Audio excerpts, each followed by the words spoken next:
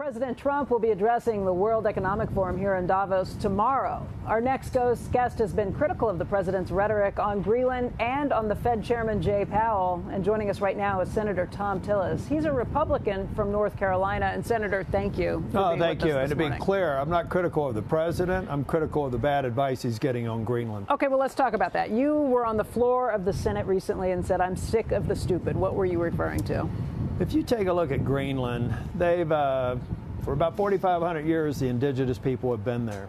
Greenland is a part of Denmark.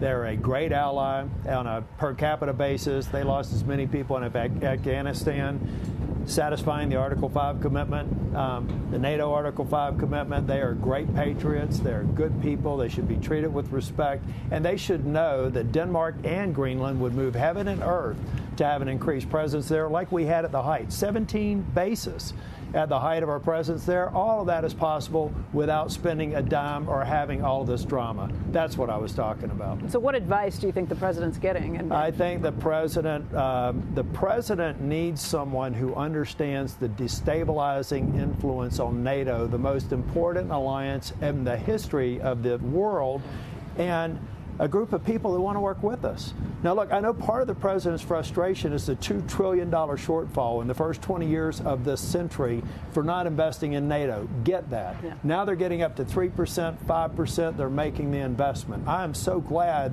that he forced the issue when Obama, Bush, and Biden failed. He should count that as a success. But we've got to build on this alliance, not undermine it.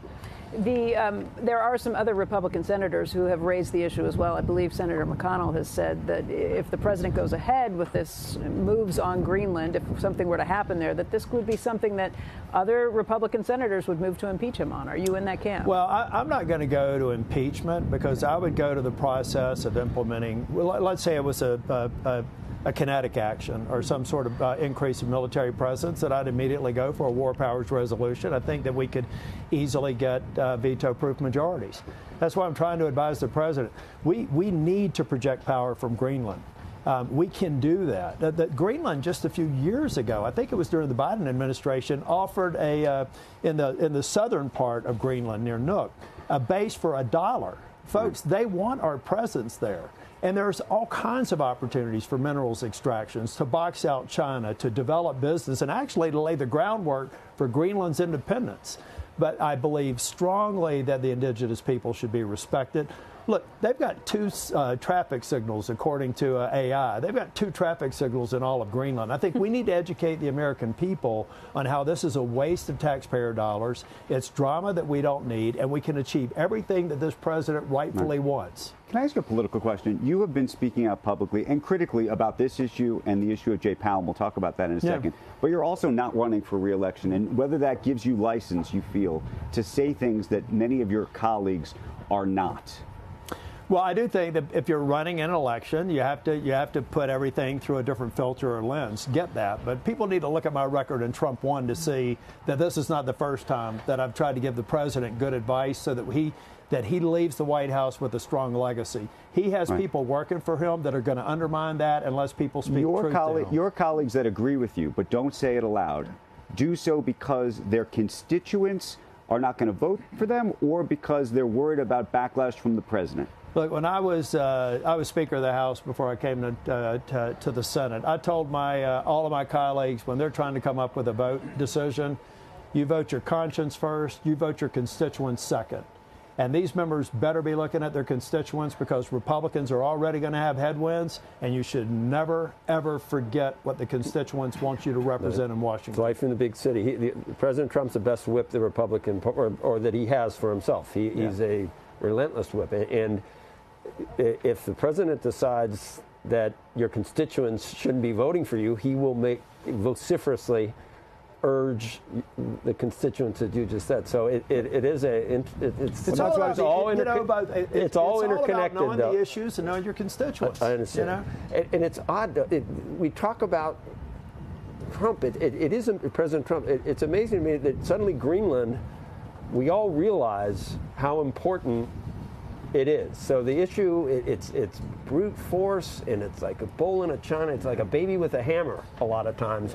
But here we are, in the end result, is that probably Greenland is going to be in a much more secure place for the West than it was prior, and we might be able to prevent, and I know full well Russia and China have designs on Greenland and how important there's not an imminent threat. This, I think, we can turn into a positive. There's a great place to land. I was in Denmark before I came here, met with the prime ministers of Greenland and Denmark. I'm here to try and de-escalate this and to convince the president he can achieve everything he wants to defend the Arctic. Is that still possible after all the rhetoric? It's possible. Yeah. It is. Let me ask you, anything's possible if you put your shoulder into it. Real quickly, Jay Powell, you've said you'll hold up the nomination of whoever the next Fed chair is. Any nomination for the Fed until this is resolved. Okay, so what does resolution mean to you, and what do you think your colleagues think of this? Meaning, do you think that they are with you in terms of holding things up? It's really irrelevant because I hold the votes in the committee, and so you all know. I mean, you report this stuff. Can you imagine if the Fed, if the independence of the Fed was undermined?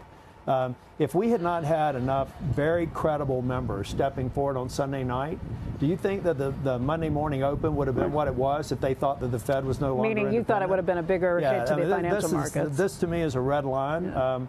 Now, what the DOJ needs to do is just figure out what they're going to do with the case. Is there a way for them to step back? Haven't they told you what they want? I have no interest in talking to the DOJ. No, but isn't it possible that Jay Powell ignored a couple of requests for information, maybe with a certain amount of arrogance as Fed chairman, and if you answer a couple things, it all goes away? Well, see, I don't even think that Chair Powell got it wrong. He was in committee. I was in that committee. He was asking questions about a building. Really, do you think that Jay Powell's day is being lived by the details of the building renovation, or does he have staff dealing with it? Well, if this is nothing more than a perjury trap for that testimony, it's a waste of DOJ resources, and it's going to be a waste of time, and until we resolve it, I'm not voting for anybody going to the Fed board. Let me ask you a different question.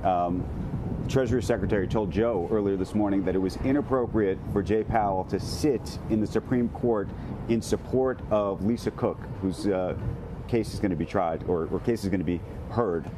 Appropriate or inappropriate for Jay Powell to be supporting her in that way? I only talk about what's inappropriate and appropriate for me. Do you have any problems with not whether interest rates should have been raised, shouldn't have been lowered? Do you have any problems with the way Jay Powell has been the CEO and COO of the Fed and all of that entails? Now, are you talking about in dealing with the dual mandate or running of the organization? Not dealing with the dual mandate, about running the administration. As a politician, of course, you're going to get frustrated when you want to see the interest rates go down. Not just that. I mean, you're losing $100 billion a year. People resigning from the Fed because of No, I get it. I think number one, let them focus on the dual mandate. Let's have discussions about the data that they use to make those decisions. But I'm not, as an elected official and somebody not qualified to be the Fed board chair, going to offhand, talk about any one policy decision. And then the running of the Fed. I'm telling you, if we want to put every decision in the administration under a microscope on spending money, then let's go. I could talk about a lot of projects that I'd like to put under a microscope. They called that the coin of the realm. Including what? What do you want to put on the list? Well, we'll just see. I mean, if we really start micromanaging at that level and taking our eye off the big picture is securing Western democracy, securing NATO, having certainty, demonstrating that Fed independence is foundational to our global economic system. Those are the big things I want to focus on.